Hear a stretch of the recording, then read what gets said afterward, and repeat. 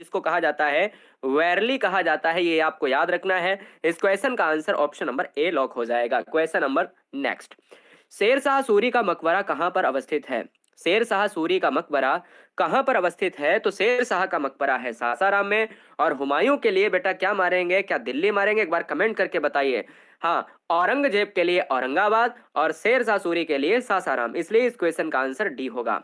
भारत कोकिला किसे कहा जाता है? कमेंट कीजिएगा। भारत कोकिला किसे कहा जाता है दोस्तों? तो सरोजनी नायडू, अगर आपका ऑप्शन सही है तो बिल्कुल सही है। सरोजनी नायडू को भारत की कोकिला कहा जाता है। अगला, गुरु अर्जुन देव के समकालीन कौन थे? आपको कमेंट करना है कि इस क्वेश्चन का राइट आंसर क्या होगा। ऑप्शन है बाबर, ऑप्शन है शाहजहां, ऑप्शन है Akbar and last one Jahangir. बताएंगे इस क्वेश्चन नंबर 4 का आंसर क्या होगा। जिन बच्चों ने यहां पर जहांगीर आंसर दिया है, क्या जिन बच्चों ने यहां पर जहांगीर ऑप्शंस दिया है वो गलत है। अर्जुन देव अकबर के समकालीन थे, इसलिए इस क्वेश्चन का answer option number C lock हो जाएगा। क्वेश्चन नंबर 5 कहता है कि जिस काल का कोई लिखित विवरण उपलब्ध नहीं हो सका है या नहीं हो सकता है या नहीं मिलता है। देखिएगा, दो चीजें आपको याद रख लेनी है। एक ऐतिहासिक काल किसे कहा जाता है और एक प्राग ऐतिहासिक काल किसे कहा जाता है। प्री हिस्टोरिक पीरियड उसे कहा जाता है जिसका कोई लिखित विवरण नहीं है। यानी प्राग ऐतिहासिक काल का मतलब होता है जिसका कोई लिखित वर्णन नहीं है। ऐतिहासिक काल का मतलब वो होता है जिसका लिखित वर्णन है, जहां पर आप ताम्र लिपियों में, जहां पन्नों में दर्ज हो कोई चीज। जो चीज दर्ज हो वो ऐतिहासिक काल है, जो चीज दर्ज नहीं हो तो वो है प्राग ऐतिहासिक काल, प्री हिस्टोरिक एज या पीरियड। आंसर हमारा जाएगा ए के साथ। 6 नंबर आपके स्क्रीन पर है। 6 नंबर आपसे कहता है कि किस मुगल शासक को आलमगीर कहा जाता है? किस मुगल शासक को आलमगीर की संज्ञा दी जाती है? दोस्तों, आलमगीर कहा जाता है औरंगजेब को। क्या कहा जाता है? औरंगजेब को कहा जाता है। आलमगीर का मतलब होता है ब्रह्मांड का देवता। क्या बेटा? ब्रह्मांड का देवता। क्या याद रखना है? ब्रह्मांड का देवता जो है किसे कहा जाता है? अगर ये पूछे तो औरंगजेब को, और अगर ये पूछे कि आलमगीर तो औरंगजेब को। ऑप्शन ए लॉक करेंगे। औरंगजेब की एक और क्वेश्चंस, एक और श्रृंखला पूछी जाती है एग्जाम में कि सबसे ज्यादा हिंदू शासक मुगल शासक के काल में रहे हैं। तो हिंदू जो है रहे हैं, हिंदू सेनापति रहे हैं, वो औरंगजेब के काल में ही रहे हैं। आदिमानव ने सबसे पहले किस पशु को पालतू बनाया था? तो बहुत आसान है। आदिमानव ने सबसे पहले दोस्तों ताम्र लिपि का यूज किया। सबसे पहले पालतू पशुओं में गाय का यूज किया, या कुत्ते का यूज किया, या बैल का यूज किया, या हाथी का। तो उन सभी में ऑप्शन आएगा किसके साथ? बी के साथ, क्योंकि पालतू पशु जो है कुत्ते को बनाया। आंसर बी लॉक होगा। मानव ने आग का प्रयोग, ह्यूमंस यूजिंग फायर, आग का प्रयोग कब शुरू किया गया? देखिएगा, आग का प्रयोग किया गया प्रारंभ। देखिए, जब प्रारंभ की बात करें तो आपको याद रखना है, आप पूरा पाषाण ऑप्शंस में हो तो आप पूरा पाषाण मारिए, क्योंकि वहां पर प्रारंभ और शुरू करना या यूज करना में अंतर है। लेकिन प्रारंभ किया तो ये नए काल से किया है। नए काल का मतलब है नव पाषाण काल, तो आंसर हमारा बी लॉक होगा। 9 नंबर आपके स्क्रीन पर है, आपको लॉक करना है। हुमायूं का मकबरा कहां पर अवस्थित है? देखिएगा, सासाराम में है शेरशाह का मकबरा, राइट ना दोस्तों। हुमायूं का मकबरा है कहां पर? क्या दिल्ली में है? कमेंट करिएगा। हुमायूं का मकबरा कहां पर है? क्या दिल्ली में है? मैं कहता हूं दोस्तों, हुमायूं का मकबरा दिल्ली में है, बिल्कुल सही बात है। शाहजहां का सासाराम में है, औरंगजेब का औरंगाबाद में है। आंसर हमारा ए लॉक हो जाएगा, दिल्ली, यानी ऑप्शन नंबर ए। मानव ने सबसे पहले किस धातु का प्रयोग किया? Humans using metal. अगर हम की बात दोस्तों, वो है तांबा, यानी कॉपर। ऑप्शन जाएगा किसके साथ? सी के साथ। तांबे का यूज सबसे पहले किया, और सबसे पहला जो पशु बनाया है पालतू, वो बनाया है कुत्ता बनाया है। अगला, सिंधु सभ्यता में विशाल अन्नागार कहां से प्राप्त हुआ है? सिंधु सभ्यता में मोहनजोदड़ो का पार्ट आपको याद रखना है, मोहनजोदाड़ो। मोहनजोदाड़ो आपको पता होना चाहिए कि इसकी खोज किसने करी? बताइए। इसकी खोज करी है रखालदास बनर्जी ने। हड़प्पा की खोज किसने करी है? हड़प्पा की खोज किसने करी है? दयाराम साहनी ने। एक क्वेश्चन और बनता है, क्या बनता है? मोहनजोदड़ो जो है किस नदी के किनारे अवस्थित है? हाँ, मोहनजोदड़ो किस नदी के किनारे अवस्थित है? तो मोहनजोदड़ो है सिंधु नदी के किनारे अवस्थित है। क्या याद रखना है? सिंधु नदी के किनारे अवस्थित है। और हड़प्पा किस नदी के किनारे अवस्थित है? ये क्वेश्चन आपसे पूछ लिया जाए, मैं दोनों चीजें बता देता हूं। हड़प्पा जो है रावी नदी के किनारे अवस्थित है, और मोहनजोदड़ो आपका कहां पर है? सिंधु नदी के किनारे अवस्थित है। इसलिए इस क्वेश्चन का जो आंसर जाएगा वो ऑप्शन नंबर बी लॉक होगा। भारत में बीवी का मकबरा कहां पर अवस्थित है? अच्छा, बीवी का मकबरा किसने बनाया था? और शाहजहां के पोते, ध्यान दीजिएगा, आजम शाह ने ताजमहल, बिल्कुल ताजमहल के तर्ज पर, ताजमहल ही एक तरीके का मानिए जो बीबी का मकबरा ही है दोस्तों। तो बीबी का मकबरा जो है बनवाया है आजम शाह ने बनवाया है, और ये 1651 में बनवाया है, और इसको बनवाया है औरंगाबाद में बनवाया है, इसलिए डी ऑप्शन कहा जाएगा। मिनी ताजमहल कहा जाता है, यानी बिल्कुल ताजमहल की कॉपी। अगला क्वेश्चन है 13 नंबर। शाहजहां ने निम्नलिखित में किस शहर में मोती मस्जिद का निर्माण करवाया था? अब शाहजहां की अगर बात करें तो मोती मस्जिद, देखिए मोती मस्जिद भारत में 3 से 4 हैं।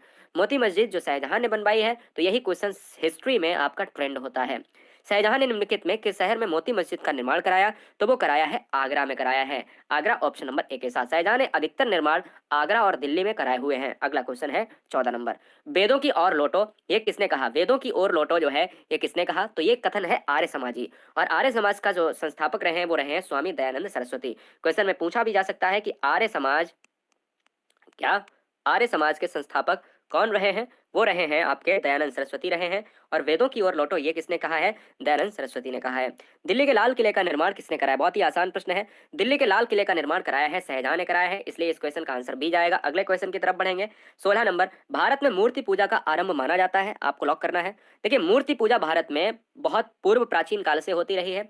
उसमें भी अगर हम काल देखते हैं तो एग्जैक्ट काल के लिए हमें गुप्त काल की तरफ यहाँ पर लॉक करना पड़ेगा। तो गुप्त काल से भारत में मूर्ति पूजा का आरंभ माना जाता है, जो आज भी चला आ रहा है और हमेशा के लिए चलता रहेगा। इस क्वेश्चन का आंसर डी लॉक हो जाएगा। 17 नंबर देखिए, ऋग्वैदिक आर्य किसकी पूजा करते थे? ऋग्वैदिक आर्य किसकी पूजा करते थे दोस्तों? अगर हम ऑप्शन नंबर ए की बात करें प्रकृति की करते थे, बी की बात करें गाय की करते थे, सी की बात करें वृक्ष की, एंड लास्ट वन डी की बात करें तो माता की। अब देखिएगा यहाँ पर क्या है। अच्छा चलो ठीक है, ये कोई बच्चा गाय बता रहा, गलत है। देखिएगा ऋग्वैदिक आर्य किसकी पूजा करते थे? तो जो प्रकृति के देवी देवता थे, यहाँ पर सबसे पहली प्रायोरिटी यहाँ पर देवी देवताओं के लिए जाएगा। आर्य जो थे वो देवी देवताओं की पूजा करते थे। बैल इनका प्रमुख था। गाय की पूजा इन्होंने बाद में शुरू करी, इसलिए प्रकृति के जो देवी देवता हैं इनकी पूजा सबसे पहले आर्य लोगों ने करी। आर्य कहाँ से आए? मध्य एशिया क्षेत्र से आए या उत्तर भारत से आए? अगले क्वेश्चन पर आएंगे। अगले क्वेश्चन पर हमारे स्क्रीन पर ये रहा। देखिएगा क्वेश्चन आपसे कहता है वंदे मातरम गीत किसने लिखा था? बहुत आसान है, रविन्द्रनाथ टैगोर ने जनगण मन लिखा है। रविन्द्रनाथ टैगोर ने जनगण मन लिखा है, और बंकिम चंद्र चटर्जी ने ये लिखा है वंदे मातरम। वंदे मातरम आंसर हमारा सी हो जाएगा, सी को हम लॉक करेंगे। स्वतंत्र भारत का अंतिम गवर्नर जनरल कौन था? दोस्तों अंतिम गवर्नर जनरल आपको बताना है सी राजगोपालाचारी, बी है राजेंद्र प्रसाद, सी है लॉर्ड माउंटबेटन, और यहाँ पर डी भी हम लॉर्ड माउंटबेटन को काट देंगे, कोई बात नहीं, 1 2 3 में ही बताना है। सी राजगोपालाचारी, हम ऑप्शन नंबर ए को लॉक कर देंगे। क्लियर है? जहांगीर के दरबार में पक्षियों का सबसे बड़ा चित्रकार कौन था? दोस्तों हम आपको बता देते हैं कि जहांगीर के दरबार में क्या है, जहांगीर के दरबार में सबसे बड़ा पक्षियों का चित्रकार कौन था? तो वो था मंसूर। क्वेश्चन में ऐसे भी पूछा जा चुका है कि मंसूर निम्नलिखित में क्या था? मंसूर मुगल शासन में क्या था? चित्रकार था, है ना, चित्रकार था, या स्थापत्य कला का जादूगर था, कुछ भी आप कहीं ना कहीं कह सकते हो। तो वहां पर चित्रकार मंसूर तो बहुत प्रसिद्ध है। क्लियर है? तो इसलिए इस क्वेश्चन का जो राइट आंसर है वो ऑप्शन नंबर ए लॉक हो जाएगा। थैंक यू, बहुत बढ़िया। इस क्वेश्चन का आंसर हो जाएगा औरंगजेब को कहा जाता था आलमगीर कहा जाता था। आलमगीर यानी ब्रह्मांड का देवता।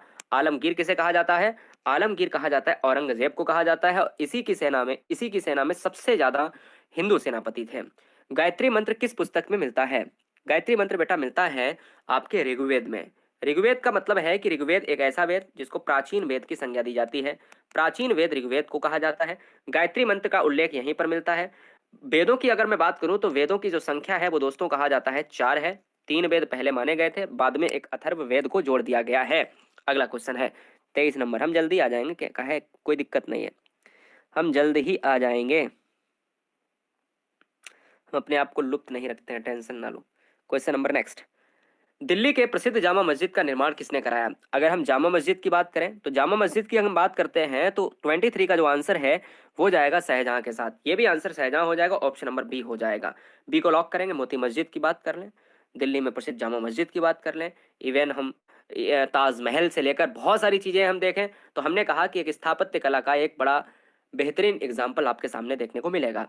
आर्यों का मूल निवास स्थान कहाँ था? आर्यों ने सबसे पहले किसको पूजा? मैंने कहा प्रकृति के देवी देवताओं को पूजा।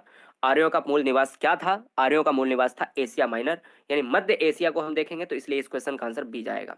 गायत्री मंत्र संबंधित था। अब क्वेश्चन को थोड़ा सा बदल दिया, अब वहां पर क्वेश्चन बड़ा था, यहाँ पर बिल्कुल एग्जैक्ट रूप में पूछ लिया गायत्री मंत्र। तो गायत्री मंत्र ऋग्वेद में है तो ऋग्वेद में ही रहेगा।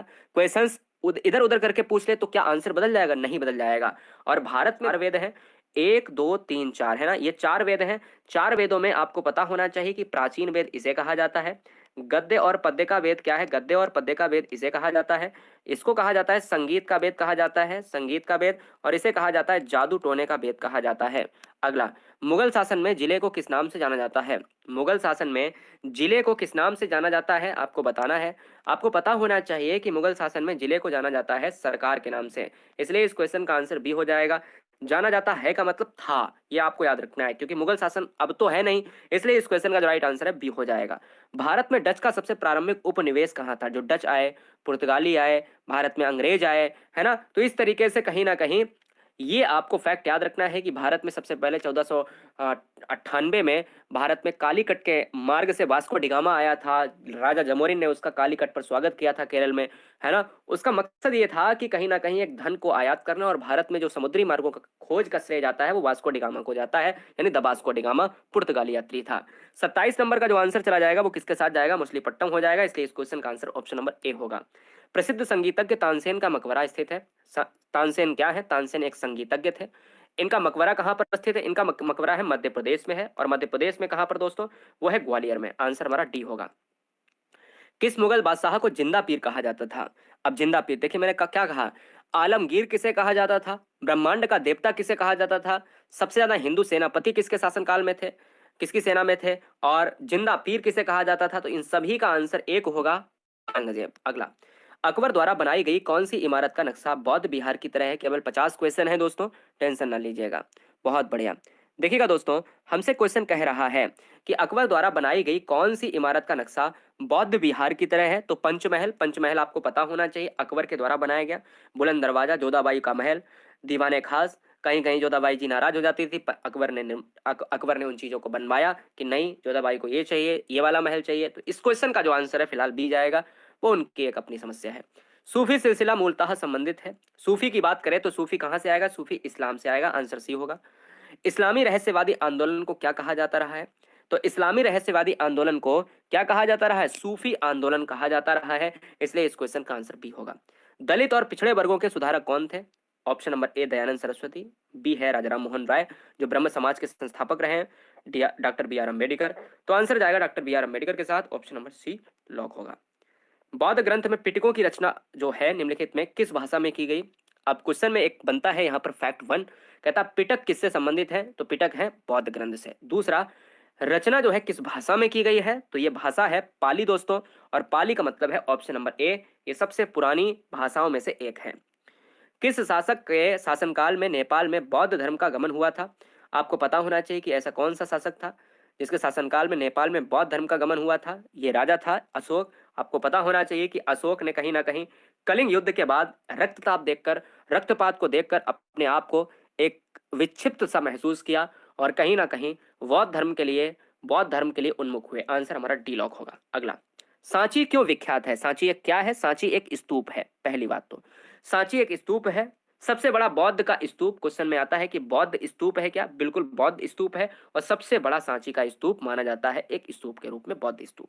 जातक किसका ग्रंथ है? जातक दोस्तों बौद्ध से संबंधित है। बौद्ध की बात करें तो गौतम बुद्ध इसके वास्तविक संस्थापक रहे हैं, जबकि जैन धर्म के वास्तविक संस्थापक कौन है? महावीर स्वामी। अगला, बुद्ध के गृह त्याग का प्रतीक क्या है? बुद्ध के गृह त्याग का प्रतीक क्या है? गृह त्याग के प्रतीक को माना जाता है घोड़ा माना जाता है, इसलिए इस क्वेश्चन का आंसर ऑप्शन नंबर ए यहाँ पर लॉक होगा। किसे एशिया की रोशनी कहा जाता है? लाइट ऑफ एशिया की बात करें तो दोस्तों यहाँ पर यह क्वेश्चन छूटा नहीं रहना चाहिए कि गौतम बुद्ध को लाइट ऑफ एशिया कहा जाता है, एशिया की रोशनी कहा जाता है, इसलिए इस क्वेश्चन का आंसर सी होगा।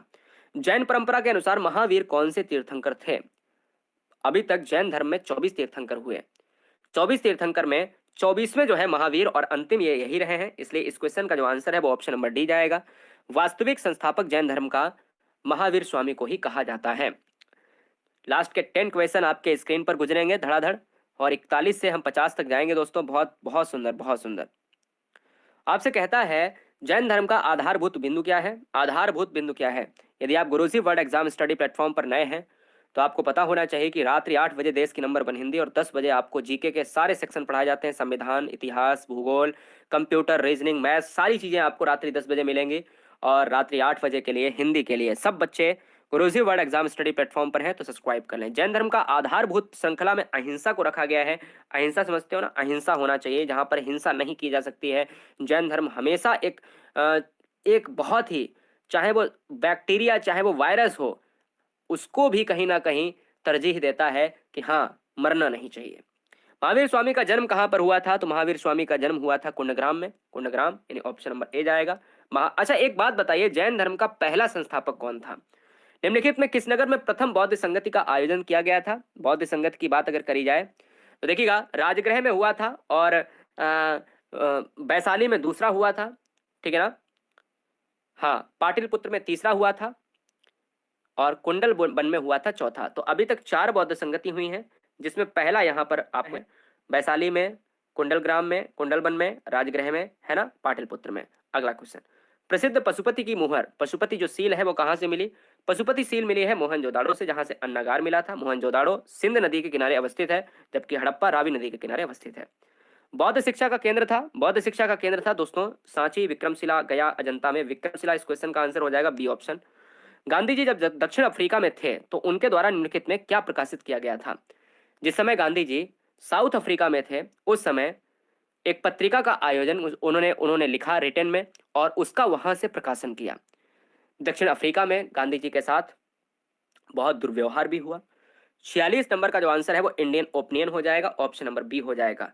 नवजीवन किसने लिखा है? एमजी ने, महात्मा गांधी ने। इंडियन ओपिनियन किसने लिखा है? एमजी ने, महात्मा गांधी ने। और यंग इंडिया किसने लिखा है? एमजी ने, महात्मा गांधी ने। अगला, हरिजन पत्रिका भी एमजी ने लिखा है, महात्मा गांधी ने। महात्मा गांधी को सबसे पहले राष्ट्रपिता के नाम से किसने पुकारा? सुभाष चंद्र बोस इस क्वेश्चन का आंसर होगा। सुभाष चंद्र बोस ने राष्ट्रपिता के नाम से सबसे पहले पुकारा था। सरदार वल्लभ भाई पटेल को कहा जाता है देसी रियासतों को विलय करने में एक बड़ा योगदान माना जाता है। जवाहरलाल नेहरू ने उद्देश्य प्रस्ताव 13 दिसंबर 1946 को संविधान सभा में प्रेषित किया था। सिराज गोपालाचारी अंतिम गवर्नर जनरल बने। अगला, सुभाष चंद्र बोस ने स्वतंत्र भारत की अंतरिम सरकार की स्थापना की थी। तो ये की थी भैया, कहां पर की थी? बर्मा, सिंगापुर, थाईलैंड और इंडोनेशिया। रहस्यमयी मौत रही है सुभाष चंद्र बोस साहब के, बेहतरीन नेता रहा। और सिंगापुर में इनकी जो है यहाँ पर स्थापना की गई है, ऑप्शन आएगा बी के साथ। जैन साहित्य को क्या कहा गया? जैन साहित्य को आगम कहा गया, क्या बताइए, कमेंट कीजिएगा। कहा गया है साहित्य, जैन साहित्य की जो पुस्तक होती है वो आगम है।